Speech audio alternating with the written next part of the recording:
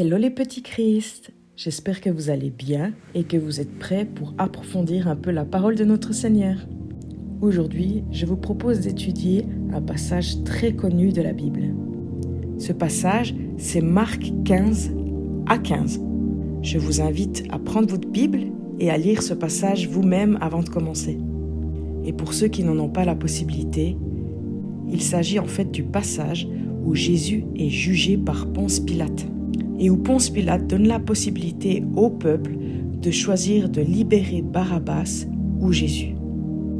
Ce passage est un passage clé des évangiles. D'ailleurs, on peut le retrouver dans les 4, récités de manière plus ou moins précise. Mais tous ont le même fondement. C'est une succession de personnages et d'événements, une succession de choix insensés qui amèneront Jésus à la croix. Ce qui peut nous amener aussi à nous demander: quel choix aurais-je fait si j'avais été présent ce jour-là? Commençons par parler un petit peu de Ponce Pilate. À l'époque de Jésus, toute peine de mort devait être approuvée par les officiels romains de la région. Pilate était gouverneur de la Judée. La région se situait à Jérusalem. Et il ne faut pas oublier que la relation entre Pilate et les chefs religieux était tumultueuse. Et l'épisode de Jésus n'allait en rien arranger les choses s'il avait agi contre la volonté du peuple de Jérusalem. Pilate, au fond, était convaincu de l'innocence de Jésus, et c'est pourquoi il va le déclarer non coupable à 3 reprises. Il était aussi influencé par sa femme, qui a vécu un rêve profondément marquant concernant Jésus. Elle insistait auprès de lui pour qu'il ne touche pas à un seul de ses cheveux, car elle le savait pur. Mais sous la pression politique et par peur des répercussions qu'il pourrait subir, il prendra alors la mauvaise décision. Il choisira de faire le mal. D'ailleurs, son acte de se laver les mains du sang de Jésus le démontre pleinement. Et nous arrive-t-il de céder au mal sous la pression? Barabbas, quant à lui, a été arrêté pour avoir pris part à une rébellion contre les Romains et pour meurtre. Il était donc certainement vu un peu comme un héros. Il faut dire que les Juifs détestaient les Romains. Ils avaient aussi en horreur de devoir leur verser un impôt et que cet argent soit utilisé pour rendre gloire à leurs idoles païens. L'atmosphère dans la foule était donc tendue et sur le point de basculer en rébellion à tout moment. Parlons-en de cette foule justement. Il y avait certainement plusieurs groupes distincts.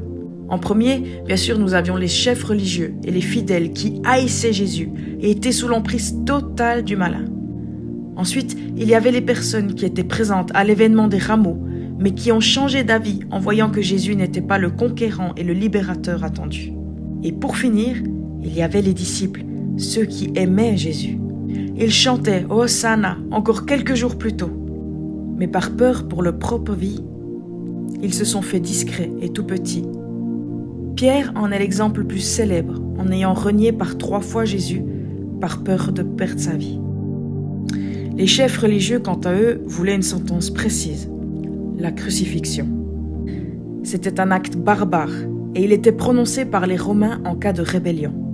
Cette peine était réservée aux rebelles et aux esclaves, ce qui était indigne du roi que Jésus prétendait être.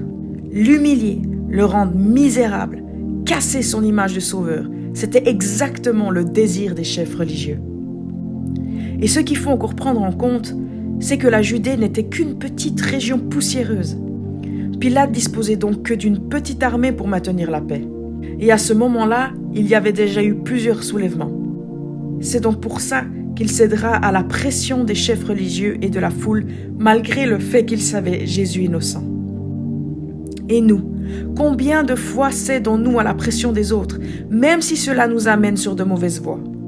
N'oublions pas, Dieu promet d'honorer ceux qui font le bien, pas ceux qui veulent contenter tout le monde. Au final, qui est réellement coupable de la mort de Jésus? Eh bien, on peut dire que les torts sont largement partagés. La peur a poussé les disciples à abandonner leur maître. Judas, lui, l'a trahi. Les foules qui le suivaient n'ont pas protesté pour le sauver. Pilate s'est lavé les mains et a rejeté la responsabilité sur la foule. Les chefs religieux, eux, voulaient ouvertement sa mort. Et les soldats romains l'ont torturé et pour finir crucifié. J'aimerais vous poser cette question. Si nous avions été présents lors de cet événement, comment aurions-nous réagi? C'est sûr qu'on ne pourra jamais le savoir. On n'aura jamais vraiment la réponse. Ce qui est certain en revanche, c'est que nous avons tous été à la place d'un de ces personnages de ce passage biblique. En y réfléchissant, arrivez-vous à me dire lequel? Au fond, qui était Barabbas? Eh bien, Barabbas, c'était moi. C'était toi. C'était chacun de nous. Jésus a échangé sa vie et a pris la condamnation de Barabbas à sa place. Lui est ressorti libre de toutes ses fautes. N'est-ce pas ce que Jésus a fait pour chacun de nous? Ne sommes-nous pas tous pécheurs? Et c'est là où on voit les trésors de la Bible, parce qu'on peut aller encore plus loin. La Bible est un trésor. La Bible est un livre miraculeux qui regorge de trésors cachés. Car dans certains textes anciens, Barabbas était nommé Yeshua Bar Abba, littéralement Jésus Barabbas. Et si on décompose ce prénom en hébreu, Bar signifie fils de et Abba, père. Donc littéralement fils du père. Ce qui démontre qu'à ce moment-là, la foule a fait un choix non seulement humain, mais également spirituel, sans même s'en rendre compte. Leur choix peut se résumer en cette phrase toute simple.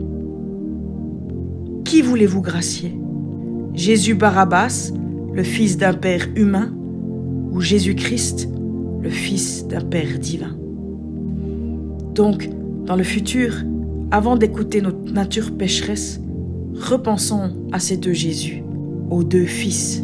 Sommes-nous en train de choisir de libérer Jésus de Barabbas, fils du Père, le représentant du mal, ou suis-je en train de libérer Jésus-Christ, le Fils de notre Père céleste, qui est la vérité et la vie?